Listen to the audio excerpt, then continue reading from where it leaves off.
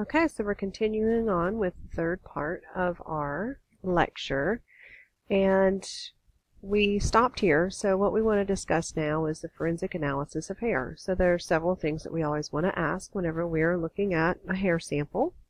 We would like to know if it's, human or animal hair, and does it match the hair of the suspect or potentially the victim, and does it have a follicular tag for potential DNA testing. So there are several things that we can look at to distinguish between human and animal hair. One of the biggest ones that we can look at is the scale structure, which will be unique depending on the type of species that you are examining. And we can also examine the medulla. So oftentimes the medulla in animal hair has a greater diameter than the medulla in human hair.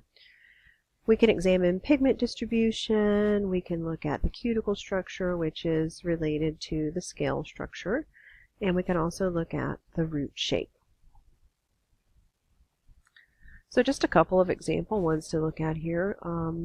A would be in animal hair. And B, I would probably more likely say that it would be associated with human hair. You can see the little pigment granules there that are concentrated throughout that hair source. You can see the medulla within that is certainly not continuous, but it's also a very basic medulla.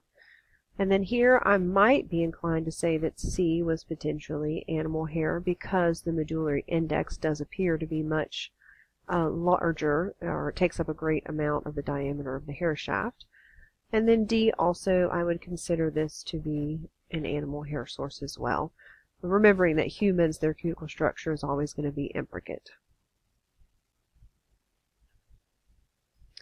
Okay, so one thing to remember about hair is hair is class evidence. It's also trace evidence, and the characteristics for a single person, like their hair morphology, can be dramatically different among the strands of hair on their scalp. So when we are comparing hair, we're going to look for the presence and absence of the medulla. We're going to match up color the best that can be done, length of hair, diameter of those medulla, the medulla within the cortex. And then we're going to look at the distribution, shape, and color intensity of the pigmentation. So there are some unique characteristics as far as, pigmentation is concerned. Number one, dyed hair has like this color distribution in the cuticle and cortex that looks greatly different than the pigment granules that would associate someone with a natural hair color of that source. Bleaching also is something that is unique because the purpose of bleaching is that we are removing pigment from that cortex. And so what it will do is provide this yellowish tint to that hair color. And then of course the origin of the hair sample is critical as well. So there are different characteristics about hair that you can find on the scalp versus the pubic region, the face. Okay. All right, again, just another picture here noting the vast differences here of the medulla for both of these sources. I would certainly say the top picture would be human hair, with the more unique characteristics of medulla being associated with an animal hair source. Some other questions that we could ask about those hair samples. Can body area be determined from a hair sample? Is it possible to look at racial affiliation or origin? Can age play a role in hair sample? And can we tell if hair was forcibly removed?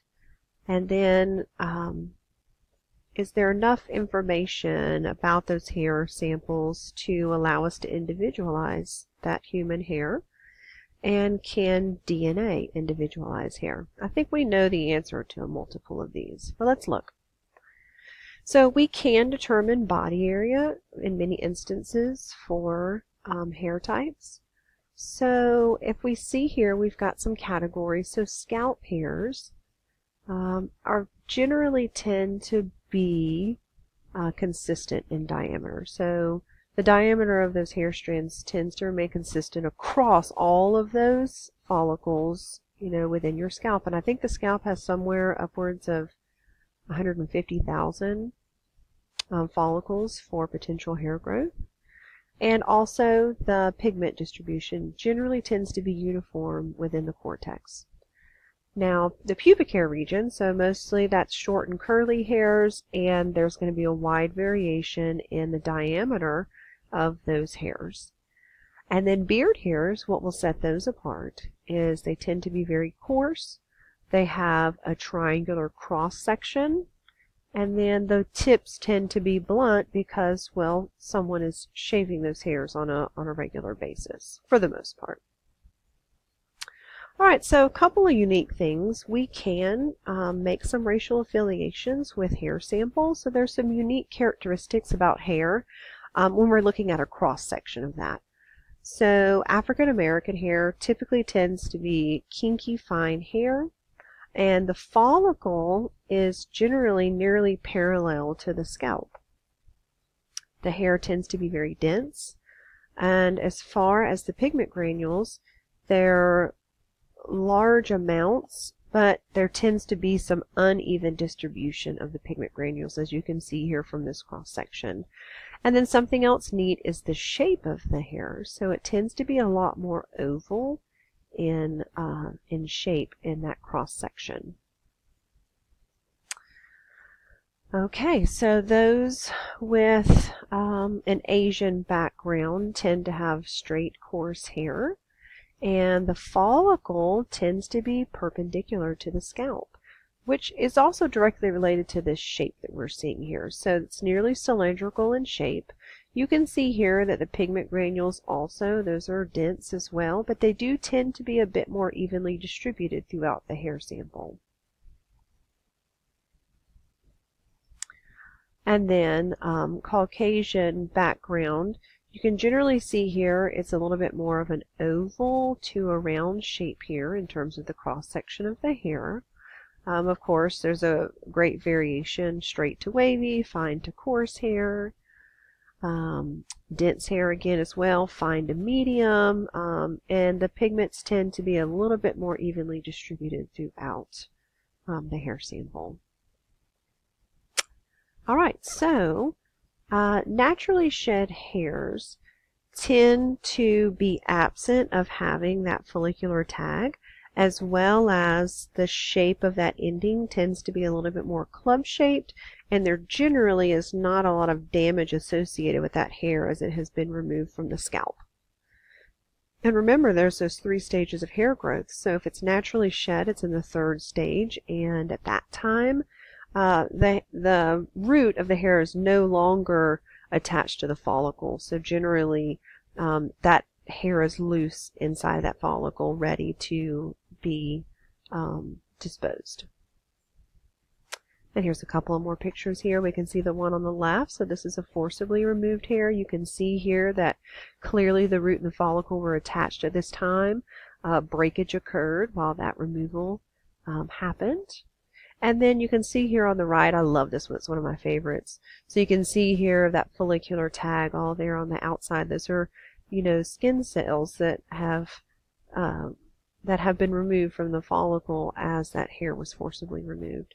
And from there, that's where we're going to find that, DNA information so that we could potentially individualize that hair source.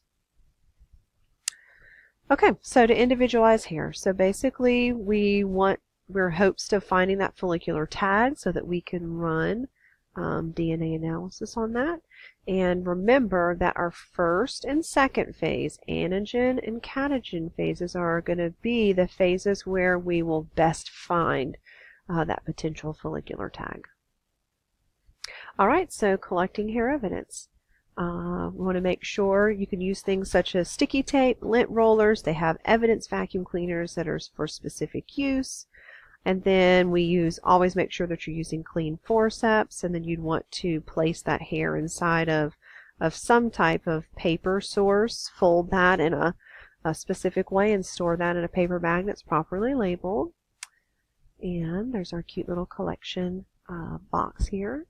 And a couple other things that are going to be important is that we want to create that standard or that reference sample. So we want to do that from our victim, our suspect or suspects, and even from potential animal sources. So what is the standard reference sample? Well, we're looking for 50 full-length hairs from various regions among a scalp. And if it is pubic hair in question, we would want to collect roughly 24 hair samples.